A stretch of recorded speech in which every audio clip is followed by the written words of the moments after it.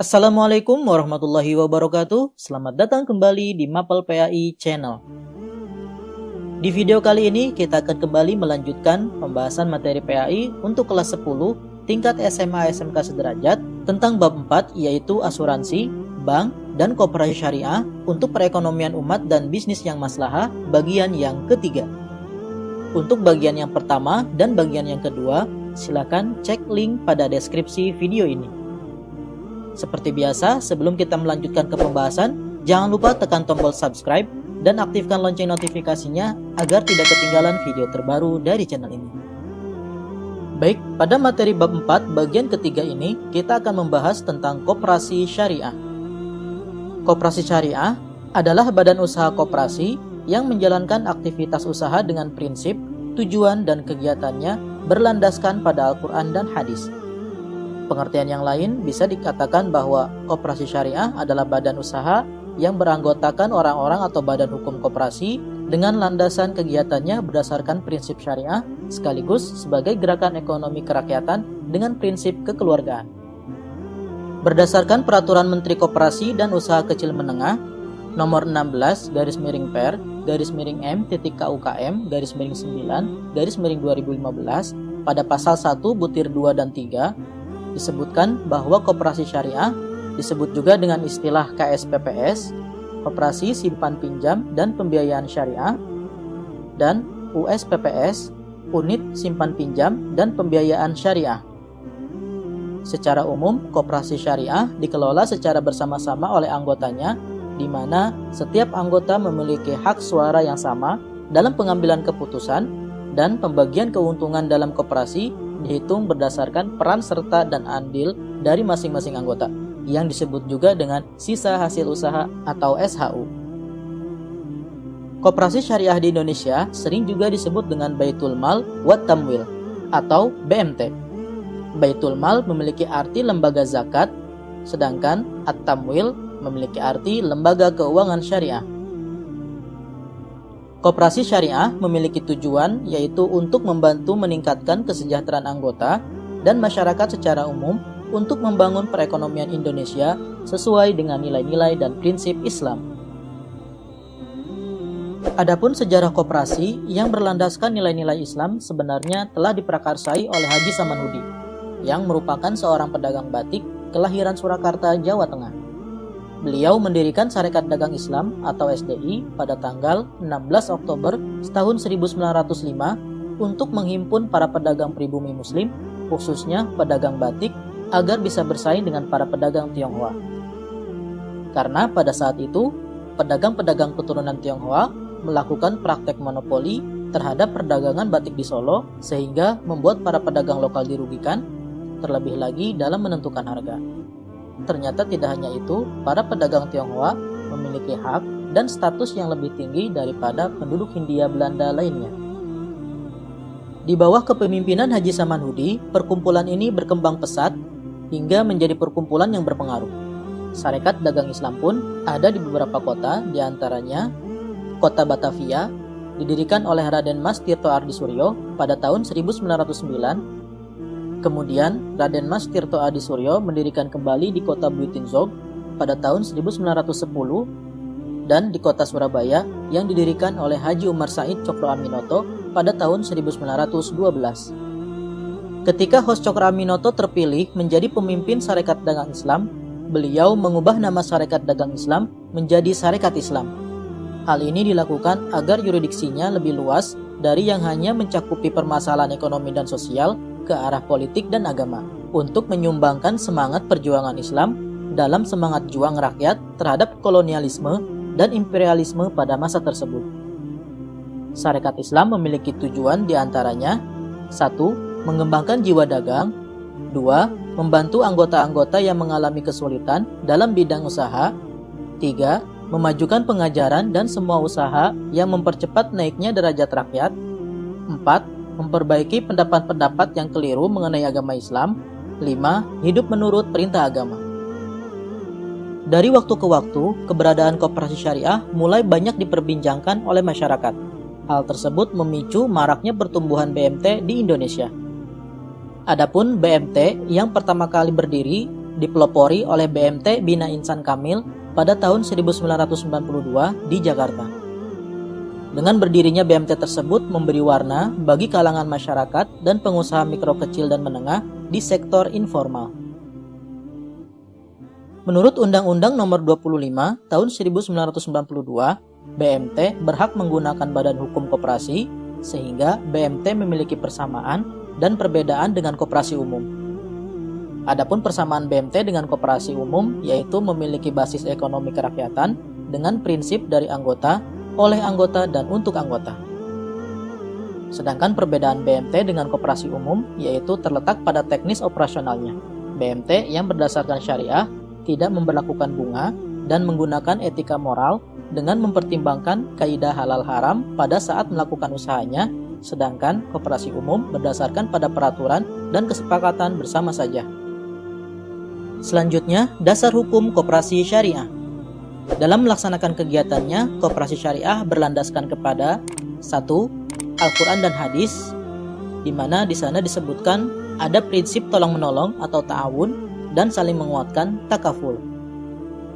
2. Pancasila dan Undang-Undang Dasar 1945. Di dalam Pancasila, terutama sila kelima, disebutkan bahwa keadilan sosial bagi seluruh rakyat Indonesia.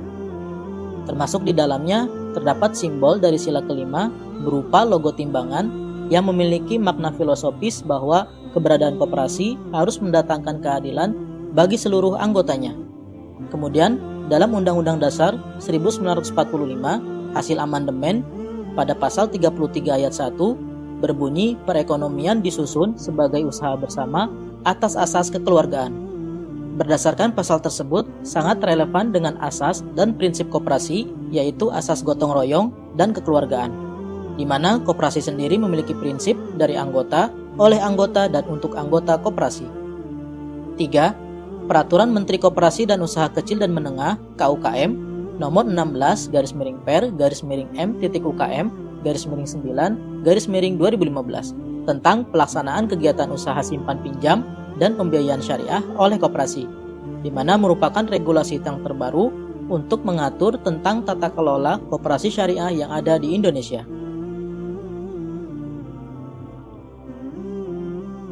Kegiatan dan usaha koperasi syariah. Setiap usaha yang dijalankan oleh koperasi syariah harus mengacu kepada fatwa dan ketentuan Dewan Syariah Nasional Majelis Ulama Indonesia, serta tidak boleh bertentangan dengan peraturan perundang-undangan yang berlaku di Indonesia. Berikut ini beberapa jenis kegiatan dan usaha yang dijalankan oleh koperasi syariah. 1. Penghimpunan dana. Untuk mengembangkan koperasi syariah, tentunya pengurus koperasi harus memiliki strategi, kreativitas, dan inovasi dalam menggalang dana, mencari sumber dana baik yang diperoleh dari anggota maupun pinjaman atau dana-dana yang bersifat hibah dan sumbangan. Berikut ini klasifikasi berbagai sumber dana koperasi syariah. 1. Simpanan pokok, yaitu setoran awal yang merupakan modal dengan jumlah dan besaran yang sama dari setiap anggota. Besarnya simpanan pokok tersebut tidak boleh berbeda antara satu anggota dengan anggota yang lain. Masing-masing anggota memiliki peran, porsi, dan bobot yang sama dalam hal simpanan pokok tersebut. Simpanan pokok ini hanya disetor sekali selama dalam keanggotaan koperasi. 2. Simpanan wajib, yaitu simpanan yang besarnya ditentukan dalam rapat anggota dengan jumlah yang disepakati dan penyetorannya dilakukan secara periodik dan terus-menerus hingga keanggotaan dalam koperasi syariah tersebut dinyatakan berakhir. 3. Simpanan sukarela, yaitu simpanan sebagai sebuah bentuk investasi dari anggota yang memiliki kelebihan dana, kemudian berinisiatif untuk menyimpannya di koperasi syariah. Adapun besaran dari simpanan sukarela ini bebas dan tidak diberikan batasan minimal maupun maksimal, sesuai dengan kerelaan dan inisiatif daripada anggota tersebut. Bentuk dari simpanan sukarela terdiri dari dua macam skema. Pertama, skema dana titipan atau wadiah dan dapat diambil setiap saat jika anggota membutuhkan. Kedua, skema dana investasi yang sengaja ditujukan untuk kepentingan investasi dengan mekanisme bagi hasil, baik revenue sharing, profit sharing, maupun profit and loss sharing. Sumber dana koperasi syariah yang keempat yaitu investasi dari pihak lain.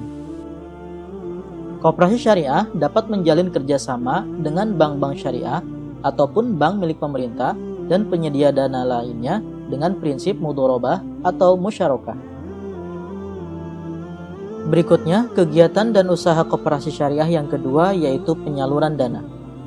Dana yang dihimpun dari anggota, baik simpanan pokok, simpanan wajib, simpanan sukarela, dan lain-lain, haruslah disalurkan kembali kepada anggota maupun calon anggota dengan prinsip bagi hasil, mudharabah musyarakah, jual beli, piutang mudharabah, piutang salam, piutang istisna, dan sejenisnya. Bahkan jika sudah memungkinkan, maka koperasi syariah dapat menyalurkan dana dalam bentuk pengalihan utang atau hiwalah, sewa menyewa atau ijarah, ataupun pemberian manfaat dalam bidang pendidikan, dan lain-lain. 3. Investasi atau kerjasama. Dalam hal melaksanakan kegiatan investasi, koperasi syariah menggunakan skema mudharabah dan musyarakah, di mana koperasi syariah bertindak sebagai pemilik modal atau sohibul mal, dan pengguna atau anggota bertindak sebagai pelaku usaha atau mudharib. Kemudian kerjasama tersebut dilakukan dengan mendanai sebuah usaha yang dinyatakan layak untuk diberikan modal dengan prinsip bagi hasil. 4. Jual beli. Dalam koperasi syariah terdapat beberapa jenis jual beli, diantaranya 1. Bai al-mudharabah, yaitu jual beli yang dilakukan antara penjual dan pembeli, di mana penjual secara transparan akan menyampaikan harga perolehan barang yang sedang diperjualbelikan kepada pembeli, sehingga ketika pembeli membayar harga jual yang disepakati, pembeli bisa mengetahui keuntungan yang diperoleh oleh penjual. Kedua, bai al-istisna dan bai as-salam, yaitu jual beli yang dilakukan oleh 3 pihak dengan sistem pembayaran tunai maupun diangsur. 5. Pelayanan jasa. Koperasi syariah juga dapat melakukan usaha jasa antara lain 1. Sewa menyewa atau ijarah, yaitu pemindahan hak guna atau hak pakai suatu barang dengan membayar sejumlah uang sewa dan tanpa memindahkan hak milik atas barang tersebut. 2. Penitipan atau wadiah. Dapat dilakukan dalam bentuk penyediaan loker penitipan barang, penitipan sepeda motor, mobil, dan lain-lain. Keenam, pengalihan utang atau hawalah, yaitu jasa yang disediakan oleh koperasi syariah untuk memindahkan kewajiban pembayaran hutang anggota kepada pihak lain, yang kewajibannya diambil oleh koperasi syariah. Anggota tersebut berkewajiban untuk membayarkan kewajibannya kepada koperasi. 7. Pegadaian syariah atau rahn, yaitu menahan aset dari anggota sebagai jaminan atas pinjaman yang diterimanya dari koperasi syariah, yang mana koperasi syariah tidak menerapkan bunga terhadap pinjaman tersebut, tetapi menerapkan biaya penyimpanan terhadap aset yang dijadikan jaminan. 8. Pendelegasian mandat atau wakalah, yaitu jasa yang disediakan oleh koperasi untuk pengurusan SIM, STNK, atau pembelian barang tertentu, di mana koperasi syariah bertindak sebagai pihak yang diberi mandat oleh anggota untuk menyelesaikan urusan tersebut, dan anggota berkewajiban membayar jasa atas wakalah tersebut. 9. Penjamin atau kafalah, merupakan kegiatan penjaminan yang diberikan oleh koperasi yang bertindak sebagai penjamin kepada pihak ketiga untuk memenuhi kewajiban anggotanya.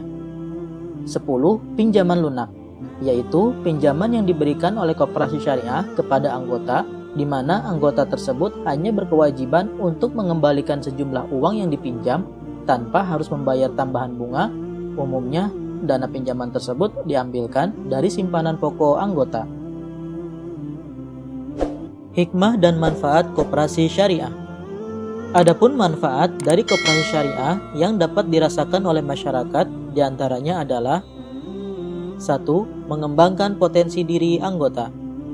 Koperasi syariah di samping mendorong dan mengembangkan potensi dari setiap anggota, juga dapat meningkatkan kesejahteraan ekonomi masyarakat secara umum yang berlandaskan kepada prinsip-prinsip syariah Islam.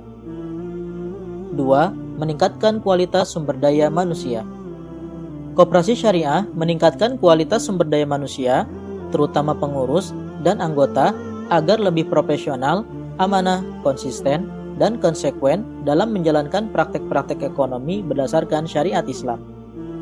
3. Meningkatkan perekonomian nasional. Perekonomian nasional dapat meningkat berkat usaha bersama berdasarkan asas demokrasi dan kekeluargaan. 4. Penghubung penyedia dan pengguna dana.